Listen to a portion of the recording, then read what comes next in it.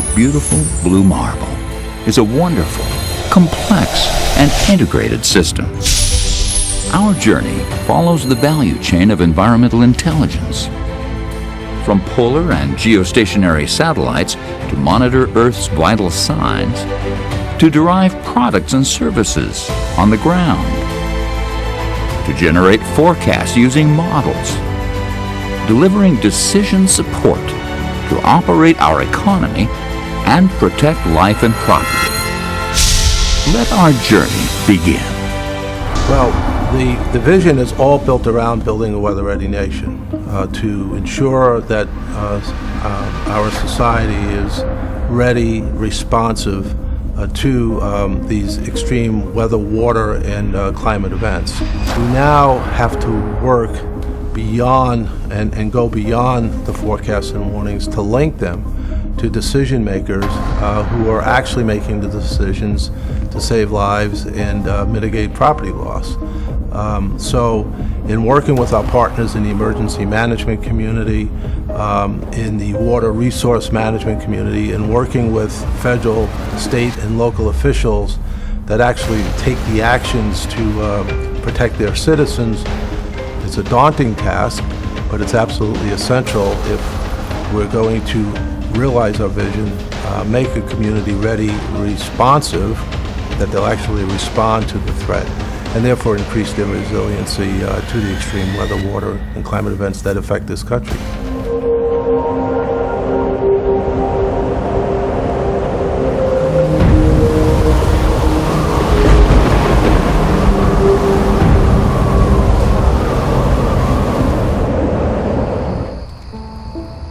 Sunday, September 9th, 1900, revealed one of the most horrible sights that ever a civilized people looked upon. Where 20,000 people lived on the 8th, not a house remained on the 9th. About 3,000 homes had been completely swept out of existence, and probably more than 6,000 persons had passed from life to death during that dreadful night. Isaac Klein, U.S. Weather Bureau, Galveston, Texas. The largest loss of life in any hurricane in the United States was the Great Galveston Hurricane in 1900. And the forecaster in charge of the Galveston office at the time, a man by the name of Isaac Klein, had no tools, had no satellites. You know, he was really blind back in those days. A satellite 23,000 miles over the equator would have an orbit that matches the Earth's rotation exactly. Such a geostationary satellite would be like a guard in a watchtower, spying clouds as they develop and keeping forecasters one step ahead of the storm. Early experimental satellites proved this concept, and the first geostationary operational environmental satellite, NOAA's GOES-1, was launched in 1975. Since the advent of weather satellites, loss of life from storm surge has plummeted, and 4 generations of GOES have kept the promise that no hurricane would surprise Galveston or any other city ever again. NOAA's newest satellite, GOES-R, offers the critical continuity of life-saving weather observations. GOES-R will fly an advanced set of sensors. These new watchful eyes will monitor the atmosphere, the ocean surface, and even the sun in more detail and more often than ever before. Here, the first ever geostationary lightning mapper, or GLM, may make a big difference. GLM could double the lead time, the warning time, for an impending tornado. Rapid increases of lightning inside clouds can distinguish a routine thundershower from a deadly tornado producer. GLM will watch for this severe weather indicator on a second-by-second basis to inform NOAA forecasters.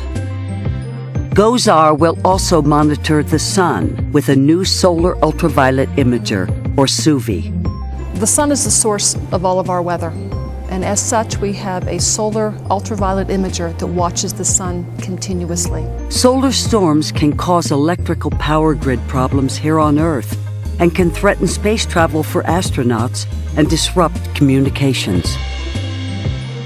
More than a triumph of technology, GOES-R will provide a window to our planet that will fill us with awe and occasionally alarm. GOES-R will draw a bead on future Katrinas and Sandys long before they threaten our coast. And for a generation to come, the daily march of other threatening weather will not escape NOAA's new, watchful eyes in space.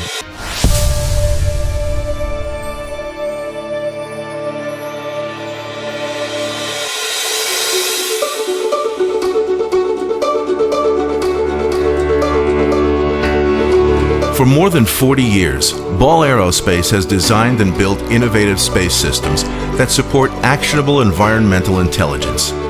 From monitoring Earth's ozone layer to enabling more accurate weather forecasts, we provide decision makers with the information they need to better understand the changing landscape of our planet. Our ozone mapping and profiler suite will continue to measure and monitor the protective blanket of stratospheric ozone that surrounds the Earth into the 2030s. Calypso, with its laser instrument, and CloudSat that fly in NASA's A-Train constellation, measure clouds and atmospheric aerosols, key elements of the water cycle, to support short-term air quality and address long-term climate issues. The operational land imager continues Landsat's unprecedented 45-year record of Earth observations, helping experts make routine drought assessments and fire prevention plans, monitor land changes, and better understand the Earth's ecosystem. GMI, the new microwave instrument calibration standard, improves our scientific understanding of precipitation, enabling operational forecasters to better predict tropical storm intensities and tracks. Worldview satellites provide the high spatial resolution, multispectral imagery used for mapping and navigation, land use planning, and disaster relief. From SWOMI NPP, which enables more accurate weather and severe storm forecasts, to JPSS, the nation's next generation of polar orbiting environmental satellites. All of these space-based systems play a significant, irreplaceable role in providing actionable environmental intelligence to decision makers in government, business, and the general public, supporting our safety, the economy, and national security.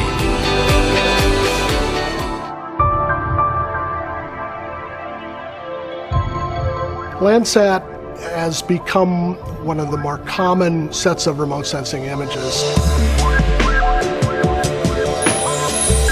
It was launched in July of 1972. That started the process of continuous observation of the land surface of the globe. It represents the longest running record of the landscape of the planet that's ever been recorded.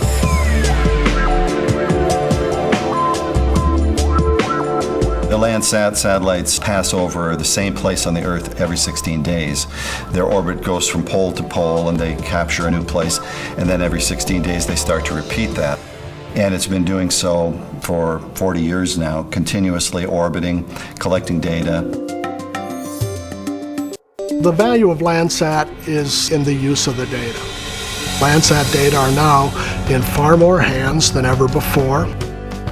When we start having simple-to-use tools that are proven, tested, and can be run by people with less training, then we'll make more progress.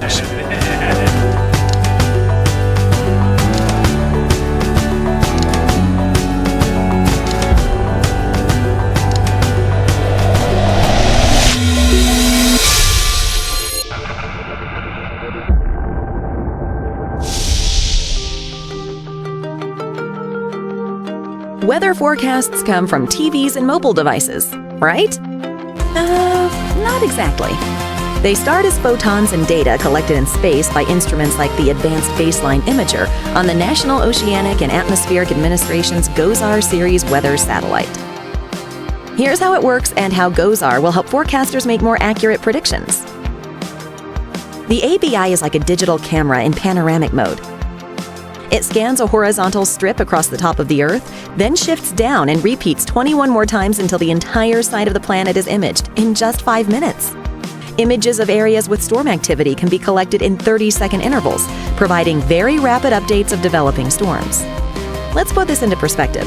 30 seconds is roughly the length for you to take and upload a selfie. The ABI isn't just fast, its resolution is even better than earlier imagers. Comparatively, it's the difference between standard and HD television. It's also opening up new channels, so scientists will know more about ice cover, wind, humidity, ozone, cloud cover, volcanic ash, and vegetation. Keeping up with this huge amount of data requires an equally matched ground system to turn it into information, and also control the satellite. The satellite's instruments collect raw data that's sent to the ground via huge antennae that can withstand wind gusts up to 150 miles per hour. NOAA's ground segment is located at 2 sites with a 3rd backup site.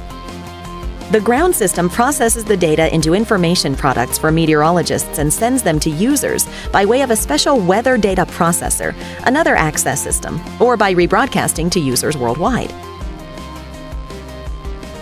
The ground system must run smoothly because if the data gets clogged, the information becomes less relevant, making forecasts less accurate. So downtime must be very rare and short. No more time than it takes to tweet just once in a year. So what does all of this mean? More accuracy, all with the goal of saving lives, property, and resources.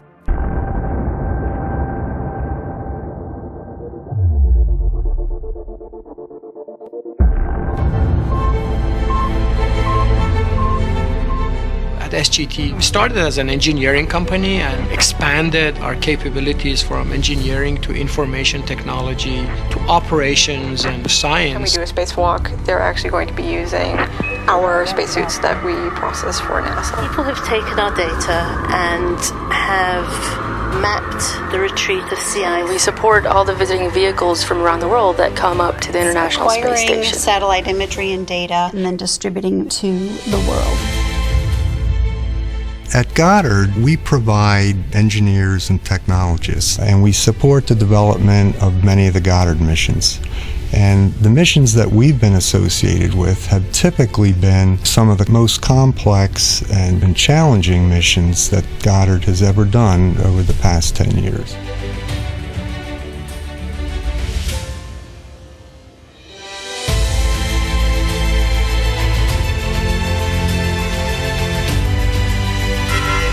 We constantly need to be aware of the state and health of our planet.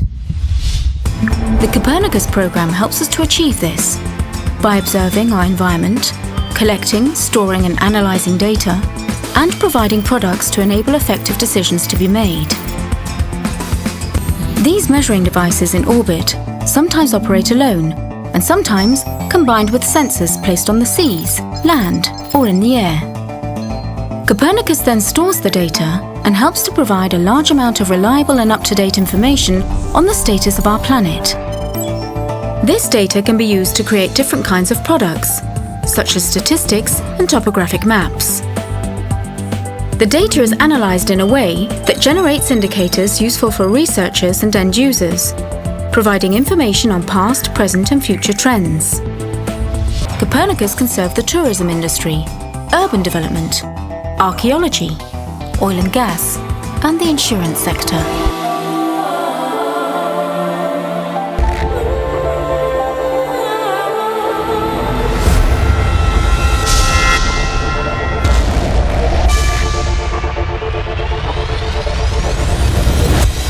USAID brings to Surveyor its 70 offices around the world and long-standing relationships with governments in those countries. NASA really makes Surveyor possible because they bring this wealth of data and science capability to developing countries. And all of the innovations are possible because that data is free and open.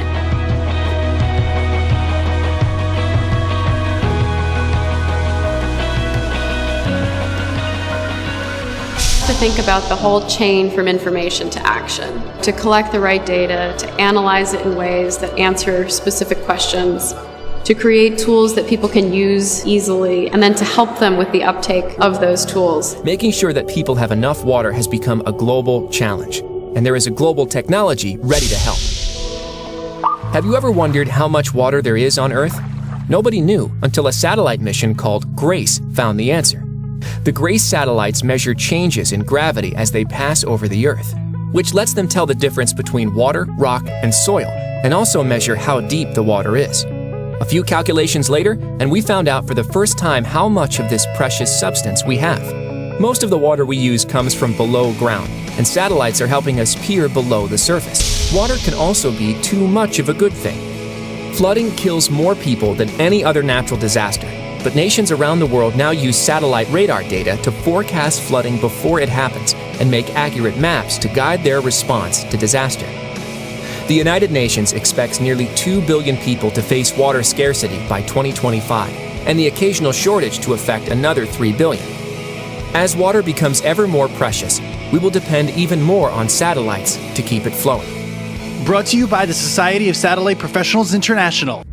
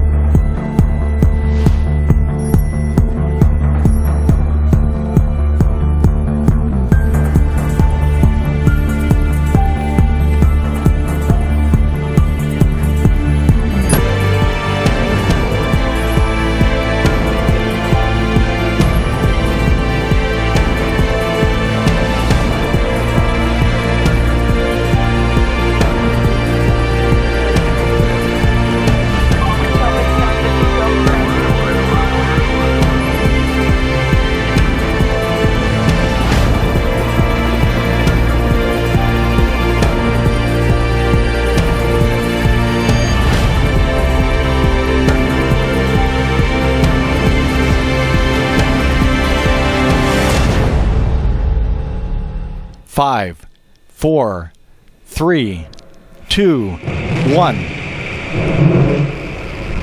And liftoff of NOAA's GOES-R, America's most advanced weather eye in the sky, elevating environmental intelligence to new heights and saving lives.